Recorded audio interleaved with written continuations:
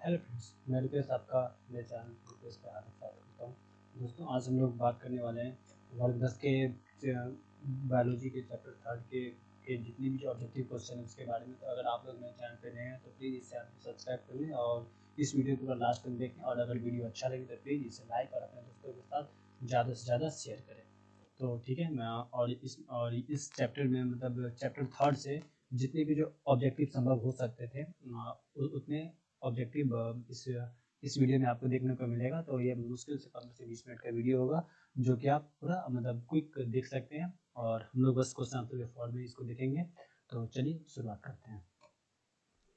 तो दोस्तों, ये थर्ड चैप्टर है क्लास 10 के साइंस बायोलॉजी का, जो कि आपके आने वाले एग्जाम में बहुत हेल्प करने वाला है। तो ये चैप्टर 3 का जीव जनन कैसे करते हैं इस टॉपिक का है। तो पहला क्वेश्चन है कि पुष्पी पादपों में लैंगिक जनन होता है पत्तियों द्वारा, फूलों द्वारा, तना द्वारा, या इनमें से कोई नहीं। तो जितने भी जो पुष्पी पादप होते हैं उसमें लैंगिक जनन जो होता है वो फूलों के द्वारा होता है। तो फूल में ही भाग लगे हैं। जैसे कि ये फूल है तो इस फूल में ही पुंकेसर और स्त्री केसर लगे हुए रहते हैं, जिससे कि लैंगिक जनन होता है और फल बनता है।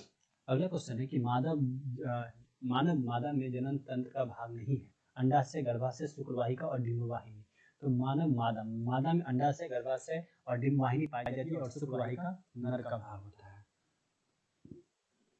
अगला क्वेश्चन है कि नर युग्मक एवं मादा युग्मक के संगमन को क्या कहते हैं? किण्वन, वनापन, मंदुए या कोई नहीं। तो जो नर युग्मक और मादा युग्मक के संगमन को लोग वनापन नाम से जानते हैं। अगला है कि निम्नलिखित में से कौन एक लिंगी पादप का उदाहरण नहीं है? सरसों, गुड़हल पादप का उदाहरण है। ठीक है, सरसों, गुड़हल, पपीता और मटर। तो आपका जो उत्तर होगा वो पपीता होगा। जो पपीता है वो एक लिंगी पादप का उदाहरण है, यानी इसमें एक लिंग के पादप होते हैं और इससे फल जन्म दे रहता है। अगला है कि मुकुलन द्वारा प्रजनन किसमें होता है? अमीबा, यीस्ट, मलेरिया या पैरामीशियम। तो मुकुलन द्वारा जो प्रजनन होता है वो यीस्ट में होता है।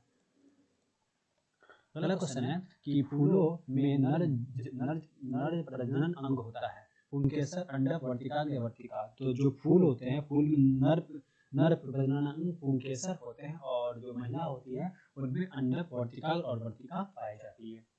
अगला है कि द्विखंडन होता है अमीबा में, पैरामीशियम में या फिर लिस्मेनिया में। तो जो अमीबा है उसी में द्विखंडन होता है। निम्न में से किस जीव में बहुखंडन होता है? अमीबा, हाइड्रा, मलेरिया, परजीवी या यीस्ट।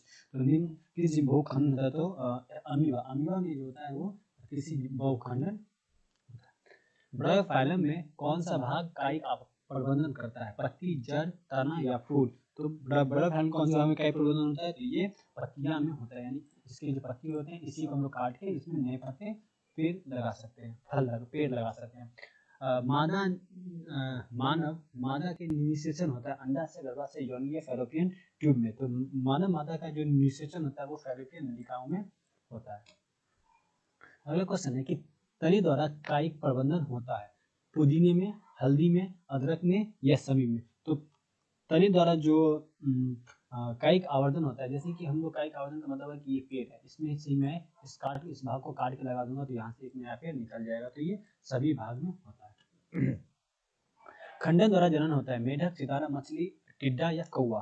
तो जो खंडन द्वारा जो जनन होता है वो आपको सितारा मछली में ही होता है। ये अपने आप को खंडित करके इससे अपने आप को खंडित करके जनन करते हैं। कायिक प्रबंधन संभव है जड़ द्वारा, तना द्वारा, पत्ती द्वारा, चलित। तो कायिक प्रबंधन सभी के द्वारा, जड़ के द्वारा भी संभव होता है, तना के द्वारा भी और पत्ती के द्वारा भी संभव हो सकता है। तो तने पर अगला क्वेश्चन है कि तने पर अपस्थानिक कलियां पाई जाती है पुदीना, आलू, ब्रायोफाइलम या सभी। तो जो तने पर जो अपस्थानिक कलियां पाई जाती है वो आलू में पाई जाती है। अगला क्वेश्चन है कि मुकुलन द्वारा अलैंगिक जनन होता है हाइड्रा में, मटर में, शैवाल में या प्लाज्मोडियम में। मुकुलन द्वारा अलैंगिक जनन होता है वो हाइड्रा में होता है। अलैंगिक जनन मुकुलन द्वारा होता है अमीबा, यीस्ट, प्लाज्मोडियम या फिर लेशमानिया। तो इसका यानी मुकुलन द्वारा जो अलैंगिक जनन होता है वो यीस्ट में होता है। अगला क्वेश्चन है कि निम्न में से कौन मानव में मादा जनन तंत्र का भाग नहीं है? अंडाशय। तो ये रिपीटेड क्वेश्चन है, शुक्रवाहिका होगा। पराग कोश में होते हैं बाह्यदल, अंडाशय, अंडक या परागकण। तो जो पराग कोश होते हैं उसमें आपको परागकण पाए जाते हैं। पराग कोश में परागकण पाए जाते हैं, ये फूल के पार्ट होते हैं। अगला है कि गतिशील जनन कोशिका को नर युग्मक तथा जिन जनन कोशिकाओं को भोजन के भंडार संचित होता है उसे क्या कहते हैं? जननांग, उभयलिंगी, परागकण या मादा युग्मक। तो इसका जो उत्तर होगा वो आपको होगा मादा युग्मक। यानी कि गतिशील जनन कोशिका में नर युग्मक जिस जनन कोशिका में भोजन का भंडार संचित करता है उसे हम लोग मादा युग्मक कहते हैं। एड्स रोग का प्रमुख कारण है असुरक्षित यौन संपर्क, खून की कमी, विटामिन सी या विटामिन की कमी या फिर पोषण की कमी। तो असुरक्षित यौन संपर्क के कारण ही एड्स का रोग होता है। पंखुड़ियों का रंग अधिकतर पीला होता है, हरा होता है, लाल होता है, सफेद होता है। तो जो पंखुड़ियों का जो ज्यादातर जो रंग होता है वो हरे कलर का होता है। फूल का कौन सा भाग फल में बदलता है? पुंकेसर, स्त्रीकेसर, अंडाशय या बीज। तो जो फूल का जो अंडाशय होता है वो फल में बदल जाता है, जो कि इस फूल का इस लास्ट वाला जो पार्ट होता है इसी भ्रूण के जिस भाग में तना पतिया बनती है उसे क्या कहते हैं? मूलांकर कहते हैं, प्राकुर कहते हैं, परोह तंत्र कहते हैं, इनमें से कोई नहीं। तो जो भ्रूण के जिस भाग में तनिया और पता बनते हैं उसे हम लोग प्रांकुर कहते हैं। ये पौधे का भाग है। एकल जीवों में प्रजनन की विधि है खंडन, विखंडन, बीजाणु समांगन या ये सभी। तो जो एकल जीव होते हैं इसमें जो प्रजनन की विधि है वो सभी द्वारा होती है। अगला है कि लैंगिक जनन में आवश्यकता होती है केवल नर जननांग, स्त्री जननांग, नर स्त्री दोनों, इनमें से कोई नहीं। तो जो लैंगिक जनन की आवश्यकता होती है वो स्त्री और नर दोनों जननांग की आवश्यकता, दोनों अंग के द्वारा ही हम लोग लैंगिक जनन कर सकते हैं। पुंकेसर पुष्प का कौन सा जननांग है? पुंकेसर नर स्त्री दोनों। तो जो पुंकेसर होता है ये नर वाला भाग का पुष्प का जननांग है। पुरुष के यौमना रंग के लक्षण है दाढ़ी मूंछ उगना, कंठ का फूटना, मांसपेशी में उभार आना या सभी। तो जो पुरुष का जो है वो ये सभी जो होता है ये सभी उसका उत्तर हो जाएंगे। मतलब सभी कुछ, दाढ़ी मूंछ आना, कंठ का फूटना, मांसपेशियों में उभार आना, ये सभी पुरुष के यौमना रंग के लक्षण हैं। अगला है कि स्त्रियों के यौमना रंग के लक्षण के स्तनों में वृद्धि, नितंबों का उभरना, रजोधर्म का प्रणाम, ये सभी। तो ये आपका उत्तर ये सभी होगा। यानी जो भी 14 वर्ष से ज्यादा की लड़की होती है उसमें ये सारे के सारे लक्षण पाए जाते हैं। मनुष्यों में नर जननांग निम्नलिखित में से कौन है? मनुष्य में वृषण, शुक्रवाहिका, मूत्रमार्ग, ये सभी। तो जो नर जननांग में ये सभी कुछ पाए जाते हैं, वृषण, शुक्रवाहिका और मूत्रमार्ग ये सभी में पाए जाते हैं। अगला क्वेश्चन है कि शुक्राणुओं का मोचन कहाँ होता है? अंधी वृषण में, शुक्रवाहिका में, वृषण में या शुक्राशय में। तो जो शुक्राणुओं का जो मोचन होता है वो शुक्रवाहिकाओं में होता है। स्त्रियों में अंडाशय की संख्या कितनी होती है? तो स्त्रियों में अंडाशय की संख्या 1, 2, 3, 4। तो स्त्रियों में अंडाशय की संख्या जो है वो 2 होती है। मनुष्य के निषेचन के फलस्वरूप बनता है भ्रूण, बीजाणु, युग्मनज, इनमें से कोई नहीं। तो मनुष्य में निषेचन के फलस्वरूप युग्मनज का निर्माण होता है। अगला क्वेश्चन है कि वृषण से बने शुक्राणु संचित होते हैं, शुक्राशय, अधिवृषण, शुक्रवाहिका या मूत्रमार्ग। तो वृषण में बने जो शुक्राणु होते हैं वो अधिवृषण में संचित रहते हैं। वैसे परिवर्तन जो जीवों के नियंत्रण से बाहर होते हैं कहलाते हैं टकराना, क्षमता, निषेध या परिवर्तन। जो जीवों के नियंत्रण से बाहर होते हैं उसे हम लोग निषेध के नाम से जानते हैं। अलैंगिक पुष्प का उदाहरण है पपीता, सरसों, अड़हुल या फिर इनमें से कोई नहीं। तो एक लिंगी पुष्प का जो उदाहरण है वो आपका पपीता है। ये पपीता एक लिंग का होता है। मानव जनन अंग किस आयु में परिपक्व एवं क्रियाशील हो जाते हैं? तो मानव के जो जनन अंग होते हैं वो 12 साल की उम्र के बाद ही परिपक्व, नहीं 18 साल, 12 मानव जनन अंग इस परिपक्व एवं क्रियाशील हो जाते हैं। तो इसका उत्तर 12 से लेकर 14 साल तक भी हो सकता है। ठीक है, इसका आंसर सी होगा 14 वर्ष। शुक्राणु का निर्माण होता है वृषण में, गर्भाशय, अंडाशय, इनमें से सभी। तो शुक्राणु का जो निर्माण होता है वो वृषण में होता है। लिंग गुणसूत्र का पूर्ण जोड़ा पाया जाता है स्त्री पुरुष दोनों में, स्त्री में, पुरुष में, दोनों में या किसी में नहीं। तो लिंग गुणसूत्र का जो पाया जाता है वो गुणसूत्र का जोड़ा, पूर्ण जोड़ा पाया जाता है वो स्त्रियों में पाया जाता है। हाइड्रा में प्रजनन की क्रिया विधि निम्नलिखित में से कौन है? कायिक प्रावर्धन, बीजाणु समागम, संघ या मुकुलन या विखंडन। तो जो हाइड्रा में जो प्रजनन की विधि होती है वो मुकुलन के द्वारा होती है। अगला है कि पुष्प का कौन सा भाग परागकण बनाता है? बाह्य दल, पंखुड़ी, पुंकेसर या स्त्रीकेसर। तो जो पुष्प का जो पुंकेसर होता है वही परागकण बनाने का काम करता है। आपका उत्तर हो जाएगा सी। गन्ना, गुलाब और अंगूर की कृषि में किस जनन का उपयोग किया जाता है? तो गन्ना, गुलाब और अंगूर की कृषि में मुकुलन, कायिक, खंडन या विखंडन विधि किसका उपयोग किया जाता है? तो इसमें हम लोग कायिक विधि का उपयोग करते हैं, जिससे कि पौधे उगता है। जैसे मैंने बताया था कि इस भाग को मैं काट के इसको इस भाग में जोड़ देंगे तो इससे एक नया भाग फिर इस टाइप का निकलने लगेगा। तो इसी को कायिक प्रवर्धन कहते हैं। यहाँ पे जोड़ दिया, यहाँ जोड़ दिया, यहाँ जोड़ दिया, यहाँ जोड़ दिया। मादा जनन तंत्र में दोनों अंड वाहिकाओं संयुक्त होकर एक लचीली थैलेनुमा संरचना का निर्माण करता है, जिसे कहते हैं, जिसे हम लोग ग्रीवा, योनि, गर्भाशय या इनमें से कोई नहीं। तो इसे हम लोग गर्भाशय के नाम से जानते हैं। ठीक है। अगला क्वेश्चन है कि माँ के रुधिर में पोषण मिलता है भ्रूण से, गर्भाशय से, ग्रीवा से या शुक्राणु से? तो माँ के रुधिर से जो पोषण मिलता है वो भ्रूण को मिलता है, यानी माँ के खून से ही जो भ्रूण में जो बच्चे होते हैं उसको पोषण मिलने का काम होता है। अगला क्वेश्चन है कि मानव मादा में गर्भकाल का समय होता है 9 माह, 10 माह, 12 माह, 8 माह। तो इसका उत्तर होगा 9 माह, मतलब 9 महीना के अंदर बच्चे का गर्भकाल होता है किसी भी सामान्य मनुष्य के लिए।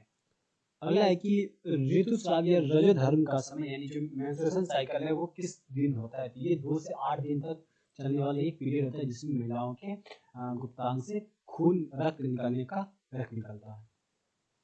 निषेचन क्रिया के पश्चात युग्मनज से क्या बनता है? बीज, भ्रूण, रक्त का धक्का या इनमें से सभी? तो निषेचन क्रिया के पश्चात युग्मनज में भ्रूण बनता है, इसमें भ्रूण बनता है और जिससे हर एक मनुष्य या जानवर निकलते हैं।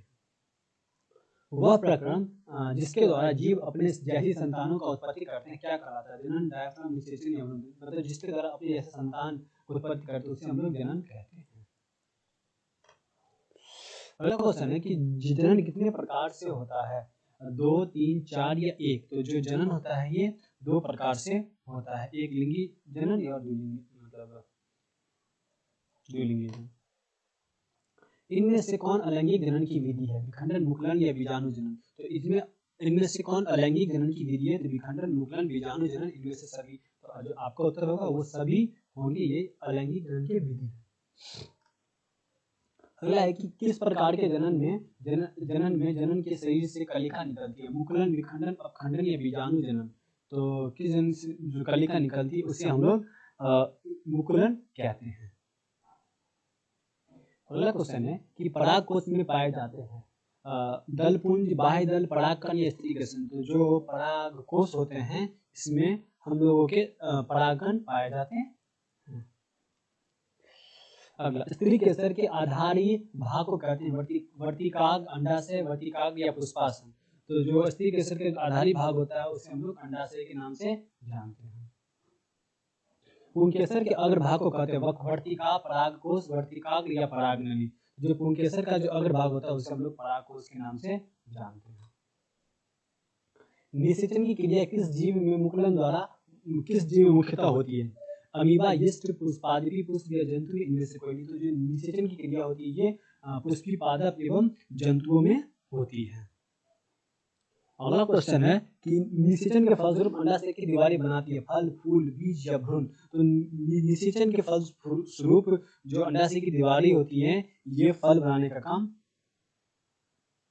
ये भ्रूण बनाने का काम करती है।